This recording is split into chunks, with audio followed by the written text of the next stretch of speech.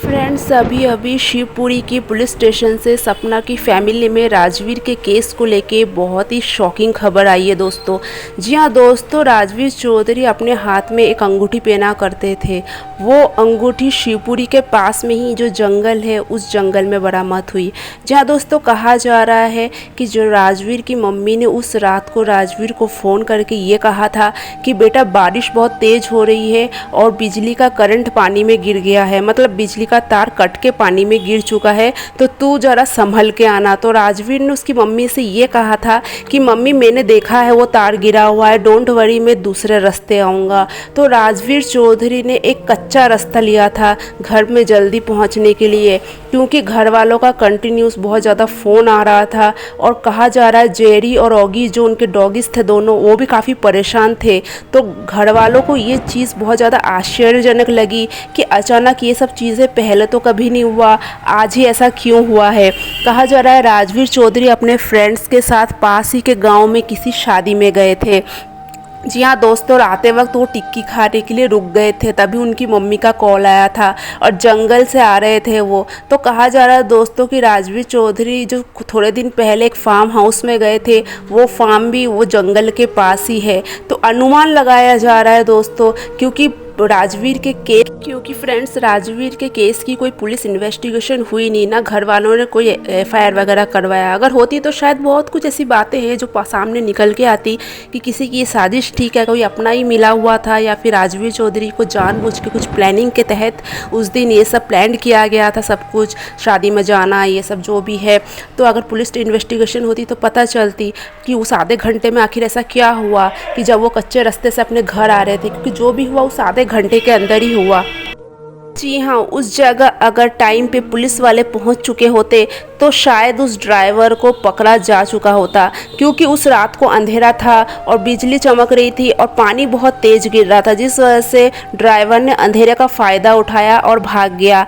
पास ही में ही एक नहर थी। जी हाँ दोस्तों, कहा जा रहा है राजवीर चौधरी के दोस्तों ने मना किया था कि अपन उधर से नहीं चलते, बट राजवीर चौधरी की मम्मी बहुत ज़्यादा परेशान थी और कंटिन्यूस घर में से फ़ोन आने की वजह से राजवीर चौधरी ने कहा कि मुझे घर जल्दी पहुंचना है, मम्मी परेशान हो रही है। इस वजह से कच्चे रास्ते से वो लोग गए। बट कहा जा रहा है दोस्तों, क्योंकि ये बात कुछ भी क्लियर नहीं हो पाई, घर वालों की तरफ से भी नहीं हो पाई और ऐसे भी नहीं हो पाई, बट कहीं ना कहीं रिपोर्टर्स ने ये छानबीन करके निकाली है ये बात दोस्तों कि कहीं ना कहीं राजवीर चौधरी जिस कच्चे रास्ते से आ रहे थे उस आधे घंटे में ही ऐसा कुछ हुआ है वहाँ पे, जिस वजह से राजवीर चौधरी का इस तरीके से हुआ, जो भी हादसा हुआ इसी वजह से हुआ।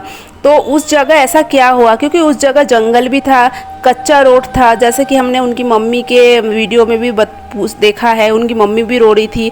और जाहिर बात है कि उनकी मम्मी ने भी आखिरी में उनके बेटे का चेहरा नहीं देखा, क्योंकि उनकी मम्मी ने कहा कि राजवीर को बहुत जल्दी एम्बुलेंस में डाल के हॉस्पिटल लेके गया है और मैं तो बहुत ज़्यादा रो रही थी और घर वालों ने मुझे सच्चाई बताई भी नहीं थी पहले कि ऐसा ऐसा हो गया। वो तो पड़ोसी की कोई भाभी थी जो रो के आई और उन्होंने कहा कि मोनू भैया का एक्सीडेंट हो गया।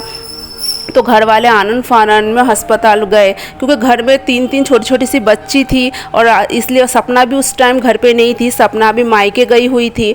तो परिवार वालों ने पूरा घर खाली करके मतलब हॉस्पिटल नहीं गए, घर में अंशु रह गई। अंशु ने फिर दरवाज़ा बंद कर दिया और दोनों बच्ची तो सपना के साथ नहीं गई थी पहले, बाद में दोनों बच्चियों को लेके जाया गया सपना के पास में।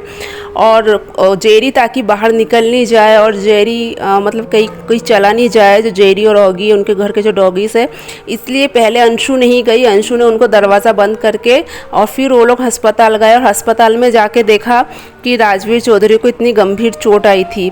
चोट इतनी गंभीर थी कि शायद वक्त पर अगर इलाज हो चुका होता तो शायद उनकी जान बचाई जा सकती थी। कुछ परिवार की लापरवाही, कुछ जो ट्रैफिक होते हैं इनकी लापरवाही ट्रैफिक में, और कुछ अस्पताल वालों की लापरवाही कि पहले आप पुलिस रिपोर्ट करिए फिर ही हम हाथ लगाएंगे। क्योंकि दोस्तों कहा जाता है हिट एंड रन के केस में, ऐसा कोई भी हादसे में कुछ हॉस्पिटल्स ऐसे होते हैं जो इंसानियत भूल चुके होते हैं, वो ये कहते हैं पहले पुलिस वाले को बुलाइए तभी हम हाथ लगाएंगे। ऐसा नहीं करना चाहिए, हमें मरीज़ की जान सबसे पहले बचाना चाहिए, ना कि हमें उस टाइम ये सब करना चाहिए।